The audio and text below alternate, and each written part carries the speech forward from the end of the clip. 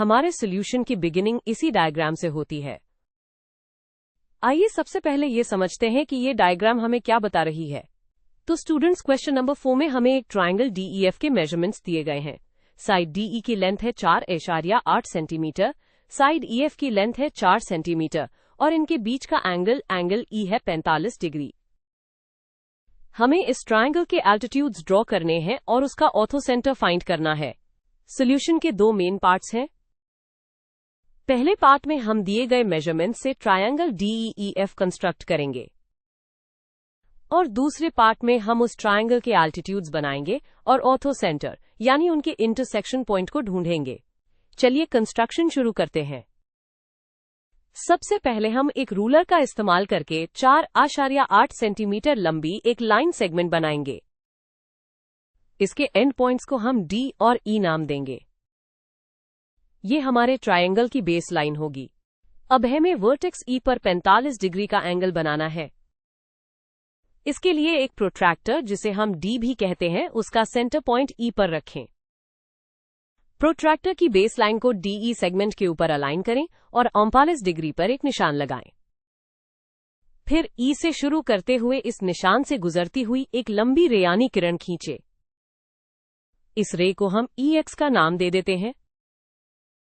आप कंपास से भी 90 डिग्री का एंगल बनाकर उसको बाइसेक्ट करके 45 डिग्री का एंगल बना सकते हैं, जैसा कि एक्सप्लेनेशन में बताया गया है।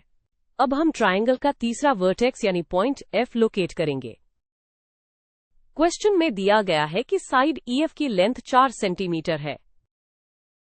इसके लिए कंपास को रूलर की मदद से 4 सेंटीमीटर तक खोलें। फिर कंपास की नोक को पॉइंट E पर रखें और एक आर्क यानी चाप लगाएं जो हमारी रे EX को काटे। जिस पॉइंट पर यह आर्क रे EX को काटती है वही हमारा तीसरा वर्टेक्स F है। अब हमारा ट्रायंगल लगभग तैयार है। बस रूलर और पेंसिल की मदद से पॉइंट D को पॉइंट F से जोड़ दें। लीजिए, आपका ट्रायंगल DEF कंप्लीट हो गया है। ट्रायंगल बनाने के बाद अब हम सॉल्यूशन के दूसरे हिस्से पर आते हैं, ऑल्टीट्यूड्स और ऑर्थोसेंटर। ऑल्टीट्यूड क्या होता है? ऑल्टीट्यूड एक परपेंडिकुलर लाइन होती है जो ट्रायंगल के एक वर्टेक्स से उसकी ऑपोजिट साइड पर खींची जाती है। एक ट्रायंगल के तीनों ऑल्टीट्यूड्स एक ही पॉइंट पर मिलते हैं और उसी पॉइंट को हम ऑर्थोसेंटर कहते हैं। चलिए पहला ऑल्टीट्यूड बनाते हैं।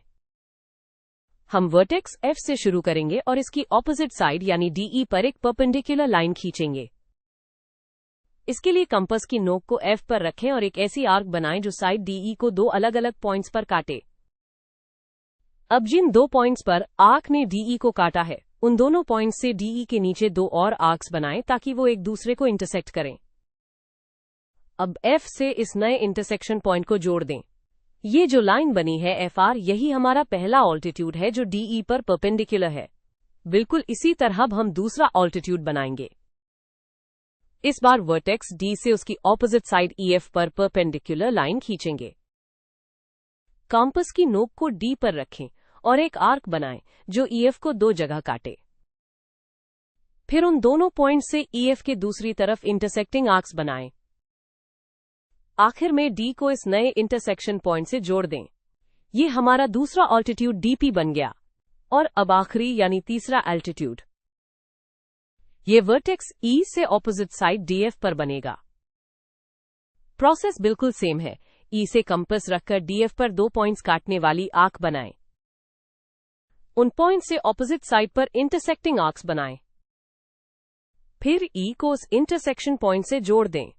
ये हमारा तीसरा ऑल्टीट्यूड EQ है। अगर आपने पहले दो ऑल्टीट्यूड सही बनाए हैं तो आप देखेंगे कि ये तीसरा ऑल्टीट्यूड भी उनके इंटरसेक्शन पॉइंट से ही गुजरेगा। अब अपनी ड्राइंग को गौर से देखिए। आप देखेंगे कि तीनों ऑल्टीट्यूड्स DP, EQ और FR एक ही सिंगल पॉइंट पर इंटरसेक्ट कर रहे हैं। यही पॉइंट ऑफ इंटरसेक्शन हमारे ट्रायंगल DEF का ऑर्थोसेंटर है। हमने डायग्राम में इसे O से लेबल किया है। तो इस तरह हमारी कंस्ट्रक्शन पूरी हुई। हमने जरूरी ऑल्टीट्यूड्स DP, EQ और FR ड्रॉ कर लिए हैं। उनका इंटरसेक्शन पॉइंट O ही ट्रायंगल DEF का ऑर्थोसेंटर है। एक और बात, क्योंकि हमारा ट्रायंगल DEF एक एक्यूट एंगल ट्रायंगल है, इसलिए इसका ऑर्थोसेंटर ट्रायंगल के अंदर ही बना है।